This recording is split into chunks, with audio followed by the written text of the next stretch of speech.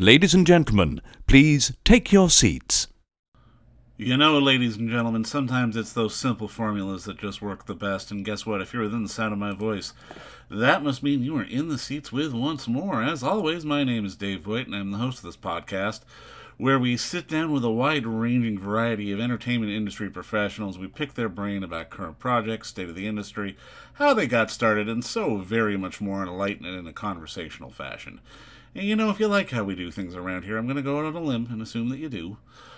You can subscribe. Hit subscribe to the podcast. Give us the old 5-star rating, the thumbs up on your podcast provider of choice. We're at pretty much everywhere. We're at, platforms like Apple, Amazon, Spotify, Google, and plus we archive every single one of our episodes over at our In the Seats YouTube channel, so if you can give us a like and subscribe there as well, we would absolutely appreciate it. Also, don't hesitate to check us out on social media.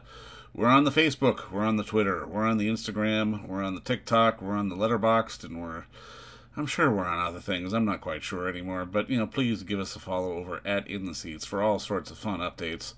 And finally, and I do dare say most importantly, please pay us a visit over at In the Seats, intheseats.ca, for all the latest and greatest from the world of film, television, basically the moving image at large, because guess what? If we love to watch it and write about it and talk about it, we love it even more when you come by and read about it and listen about it.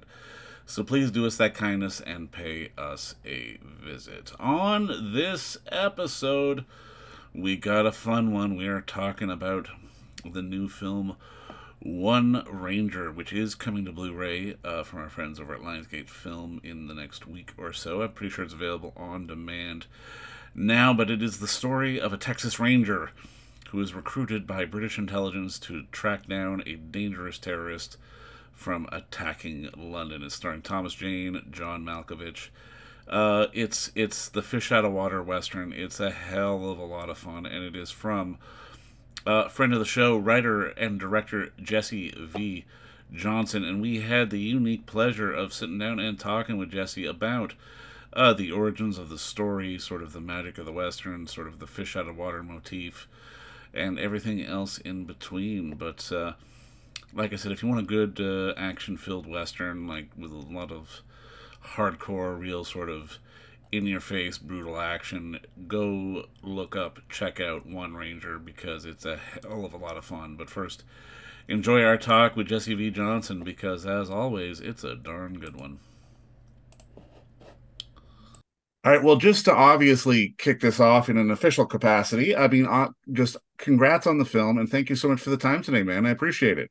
Oh, thank you very much for having me on. I really appreciate it, too. Now, man, I really got a kick out of this story. Like, walk me through the origin of this one. I think I just really felt that, the movie industry goes in circles. There's also a return to base. I developed a motorcycle biker movie. The original was The Wild Ones back in the sort of early 50s. Everything's cyclical. And this fish out of water, this American policeman, whether he's a Arizona Ranger in San Francisco, like Coogan's Bluff, or a Chicago cop like John Wayne in London, or McCloud, Dennis Weaver, in New York, simply a cowboy in New York. It's the fish out of water, and I think it's just an interesting one that held up. I had a little bit of experience in Texas working there on a TV show, and I really enjoy, looking at these Texas Rangers with the hat and the gun belt and the boots, and I thought, this anachronistic sort of looking character, but they're taken very, very seriously, and they should be. They're, elite law enforcement. They're the guys you call when regular law enforcement can't handle something, but they dress like an 19th century cowboy, and there's something beautifully American and very timeless and romantic about that. Romantic as in poetry romantic, not holding hands on the beach romantic, and that's something that works well in movies, and then we love these pictures about grit and determination and fighting lots of people, and the Texas Ranger, who gets in these sort of fights and hangs on until he gets this guy. I mean, in the old days, you'd have had him tracking him through the desert and into Mexico, but now you have him track him, internationally across borders, and I think there's something pretty cool about that. It was, when you choose a movie, you're going to be on it for a year at least, developing the script, and prepping it and shooting it and editing it, and so you've got to be in love with it. And I felt this was something that I could fall in love with. Well, I'm glad you did, man, because I mean, again, it's such a good action ride, and I mean, it felt like Thomas was channeling young Clint, kind of doing the the original Man with No Name kind of thing. What made you like sort of settle on Thomas for this role? A little bit. I think when we initially spoke, Thomas, and I'll answer your first question. We, the film that I truly loved was Extreme Prejudice, the Walter Hill picture Oh, with of Nick course, Nolte. yeah. Uh, and I thought the character in that was fabulous. We later found out he was based on a guy called Joaquin Jackson, who was an actual real life Texas Ranger. He had a very storied career and interesting life and a biography. But we liked the character that Chris, that Nick Nolte portrayed in that one, and so that was definitely one of the keys. And then I did prolific sort of research on what they were, and we had probably a folder full of anecdotes and interesting sort of outfits and different guys that had done different things. There's a fantastic book called The Firearms of the Texas Rangers, which is all of stories going back through the annals of history, and just really interesting group. So we based his character on a whole amalgam, a mixture of all of these different sort of real life characters and a couple of fantasy ones as well.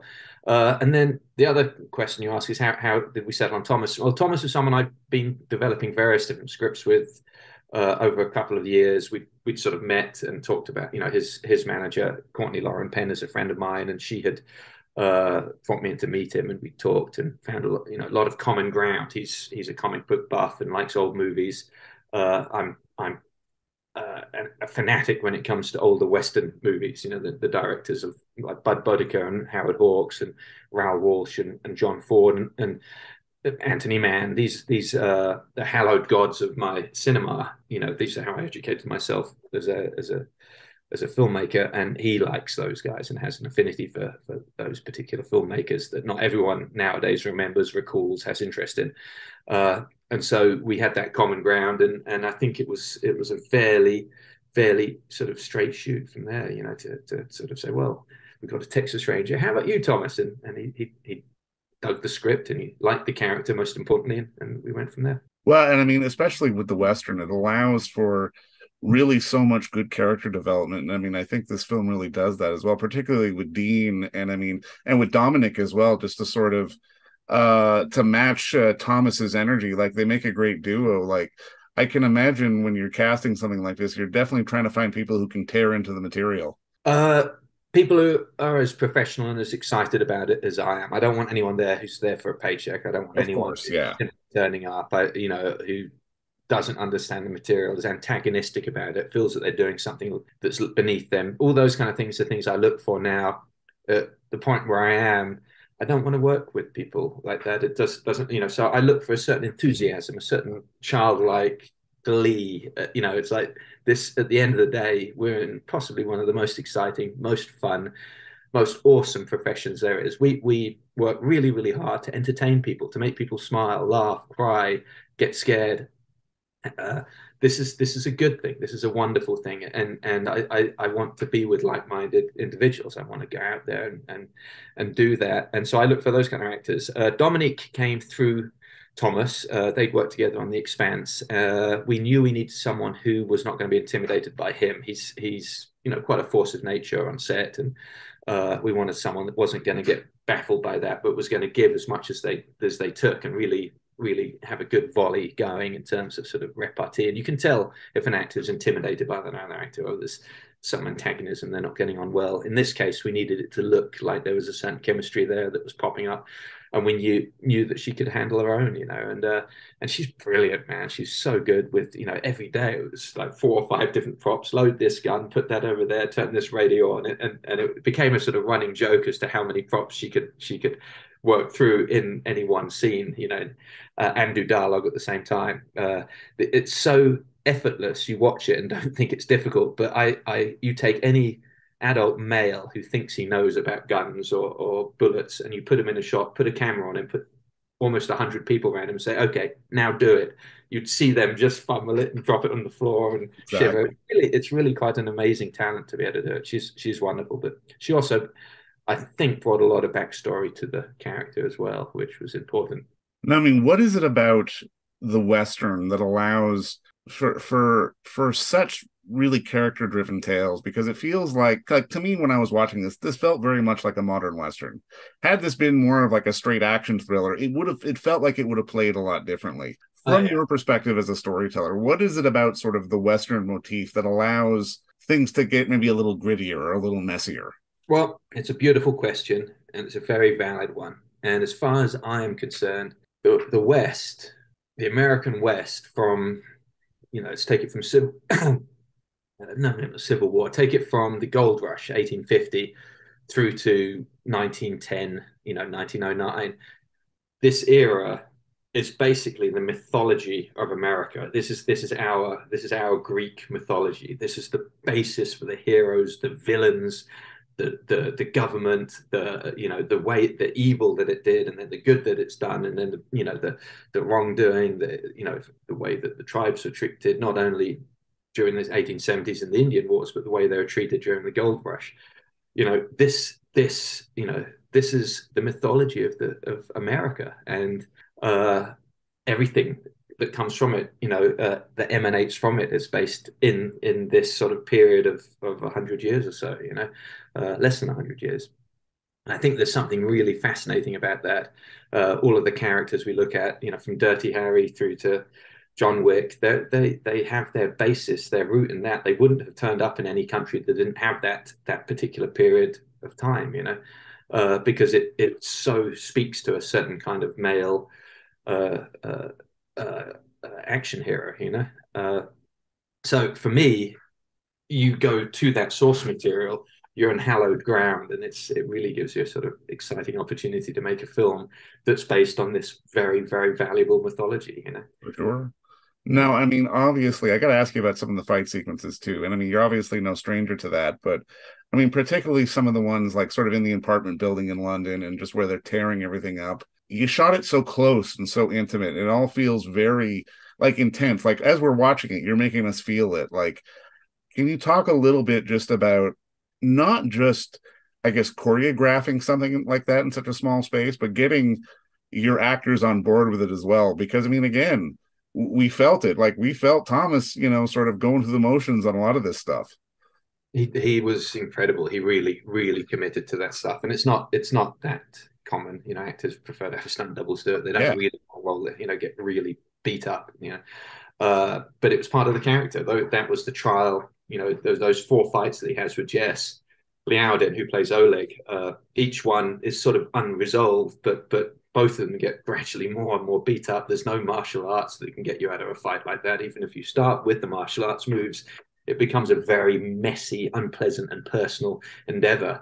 Until the final one where it could go either way, but it's pretty brilliantly sort of won by Thomas. Now, I would be lying if I took credit for choreographing. I don't choreograph anymore. I did that as a stunt coordinator. I get in there, and the stunt coordinator and the choreographer work very, very hard with the actors.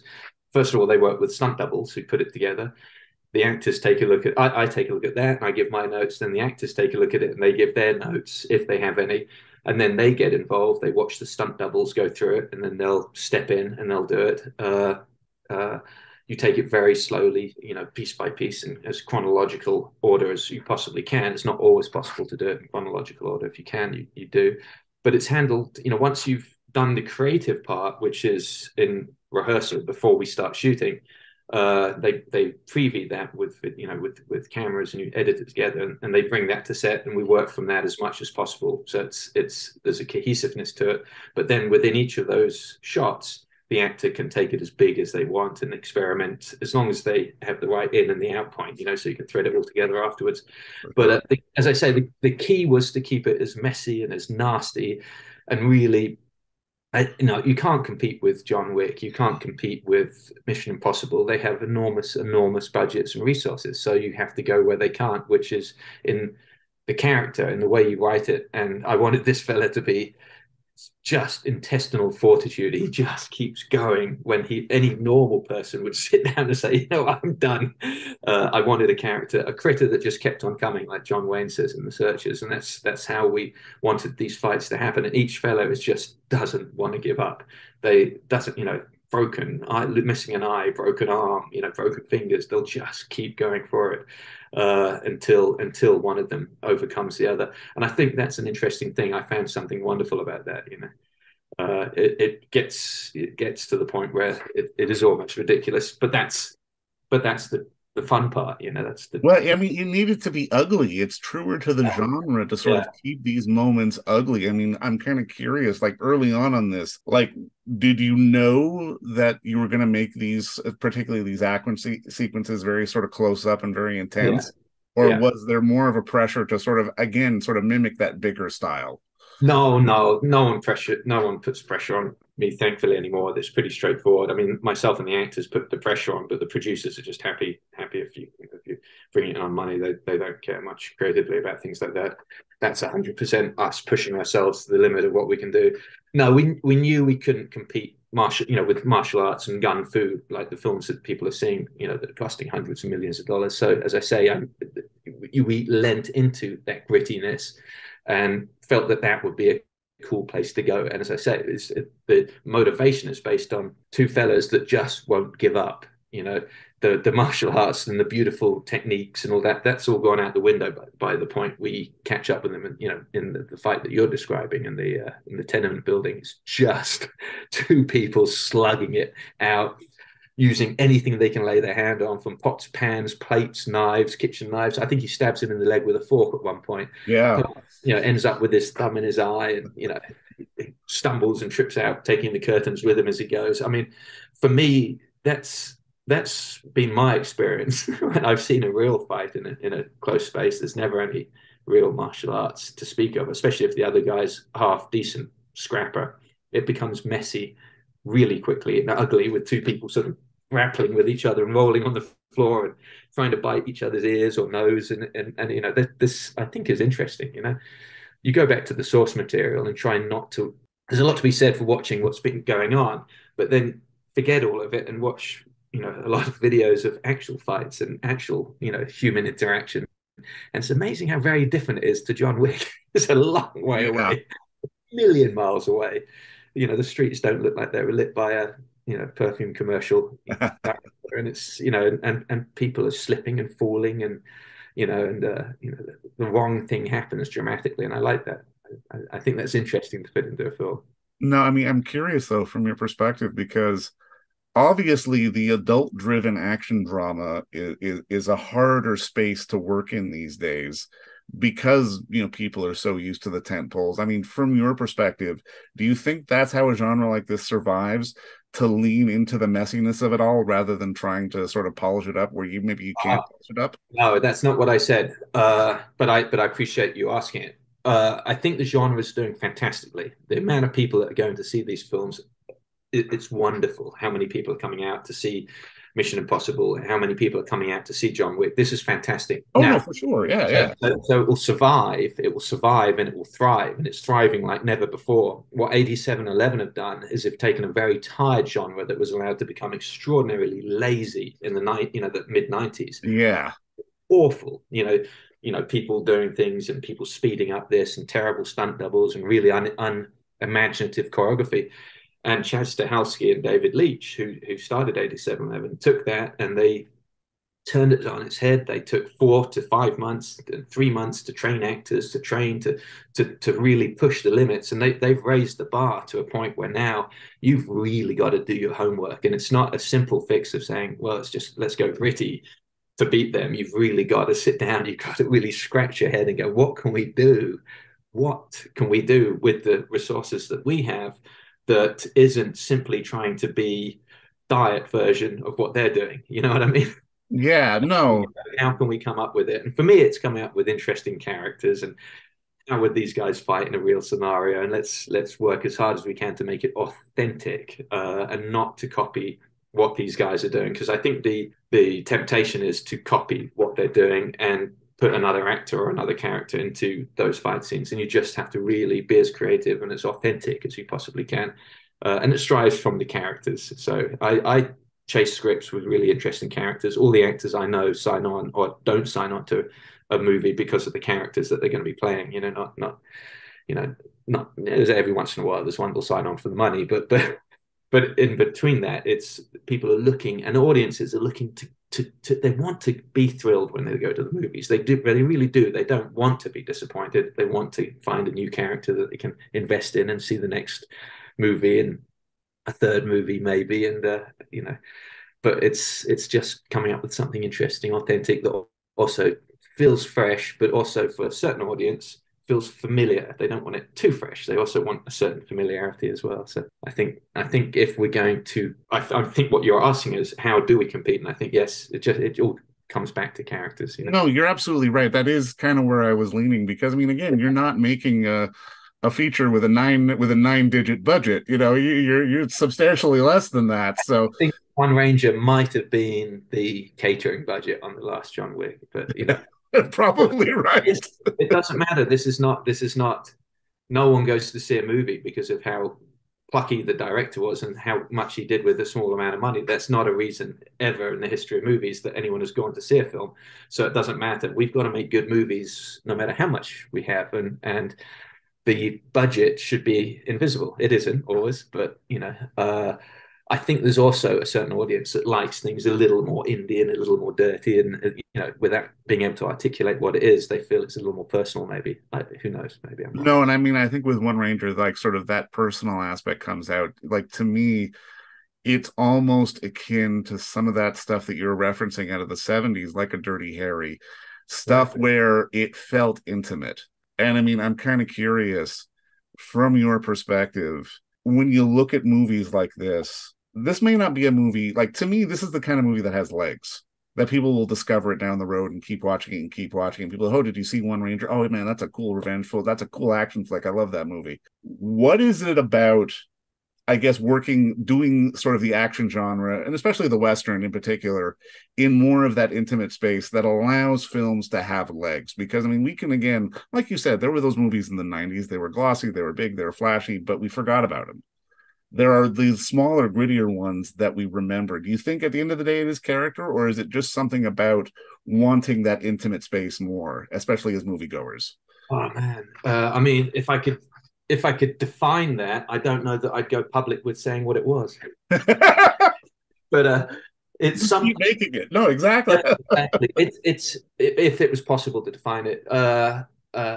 There's something about a authentic character that you've really worked hard at creating, that you admire and you love and you care for as a filmmaker. I'm talking about now, and you work with alongside an actor. In my case, like Thomas Jane or Scott Adkins or a handful of the other ones, Louis Mandelaars, and you come up with this character that feels ferocious. He has a heart and a soul and a desire to obtain a state of grace of some type. And you take that character and you throw so much at him, obstacles, people, things for him to get through, to bash through, and you give him enough of a challenge and he pulls it off. The audience is usually there with you by the end, and they're like, they love it. But it's a lot of work, and you've really got to have a bunch of collaborators wanting to work with you, the actors and the rest of the guys involved in it, the stunt department, and enough special effects to make it all safe but all look dangerous. And there is something about it, and you can do it on a lower budget. I truly believe that. You know, I did a film called Avengement with Scott, and we just still get enormous amounts of fan mail on this. It moved people, it changed people's lives. You know, letters from kids in the Middle East saying, you know, your film changed the way that I live my life. You know, I know I can get through it because Kane got through it in Avengement. And you're like, what? You know, it's about a guy fighting people in a pub in London. But then you realize, you know, Scott at the time was investing so much of his heart and soul into putting that character on the screen. I was at a point where I was just desperately, you know, wanting to put as much up there as possible without, you know, I lived, breathed, thought, dreamt what was going to go on that next day, you know, on the movie set. I don't remember sleeping because doesn't really exist when you're on a film that you're caring about, because you're up in the middle of the night making notes. You're up before the sun's up and you go to bed, you know, just after midnight. It's a crazy endeavor, but you do that, and if all of those things coincide, you get that amazing friction, and it starts to vibrate. when people go watch that movie, they sense it, they feel something, and they really do. And Thomas and I worked extraordinarily hard on One Ranger. It was a script we pulled apart. I put everything of myself into that film. Uh, People thought I was mad at the time, but it's like you do that, and it leaves a mark. You know, you try and do it on every movie. It's not always possible. We did it with Boudica, with Olga Kurylenko, a film I have coming out in December. You know, there was no stone left unturned. We strated, you know, everything is on the screen. Everything that we had, every sort of prop, idea for character, backstory, you know, suggestion from various, it's all there, and you do that, and you try, it requires a force of nature, and you put it out there, and you hope that people watch it and dig it, you know. Well, but you know what, man? I think that's why you're still making movies and why you're going to keep making movies. Because honestly, whenever I see your stuff, I can see the care in the work. And I mean, just with this one, I could see the work that you were putting in and Thomas was putting in to really make this guy, like you said before, unique but familiar all at the same time. And I mean, I think that's the magic of it. I mean, I think that's why people are going to gravitate to this and are gravitating to this because, man, it's a fun one. And I mean, I can't wait to see more of. I can't wait what you see what you have next, and hopefully maybe there's one with Thomas as well. Because again, I fell in love with this character because again, it's one of those Western characters that you just love to cheer for. Because again, the guy doesn't stop. There's something so fun and admirable about seeing an action hero who will get the crap kicked out of him but just will not stop. Yeah, I love it. We've seen so many bad guys and assassins and thieves and sort of murderers. We've watched, you know, we've gone through 10 or 15 years of being obsessed with the anti-hero. Yeah. And I'm just bored of it. And you know, I do believe very, very heavily in karma. I believe that at this point in my life. And you do good things and you get good things. You live badly and bad stuff eventually comes and weighs you down. And I think there's a lot to be said for following a cop. You know, we haven't followed one in a long time. I think, and he's anachronistic. He's slightly old fashioned, but then in other ways he's very modern in the way he looks at the world, like a lot of cowboys were. And you know, they were an interesting bunch. So I hope we've created something. There's a sequel that people have asked me about writing and putting together, and I'd love to do it. Thomas wants to do it, so we'll see. We'll see if this character has legs, you know. And you know what, man? He's not a super cop. Like you throw him out a window, he's gonna have a limp. He's gonna need a minute, you know. Yeah, it's done tremendous. It's very interesting. It's done tremendously well in certain markets, and then it's having a tougher time in other ones, and middle of America, the part where they like, you know, there's a country in Western and Western, you know, mindset. It's done very, very well, extraordinarily well. And then where there's a little bit of snobbishness, I think, over the cowboy genre, it's not done quite. You know, it's having a tougher time. They like it, and it's funny. The reviews are all positive reviews until the very end, where they say, "Well, of course, I don't. You know, it's not my cup." You know, you're like, you just gave me 2 pages where you like the movie, you know. Fuck anyway, it, this is my cup of tea, man. I love this shit. I don't pay a lot of attention to those kind of things. I find it more of an interesting thing, you know. I think the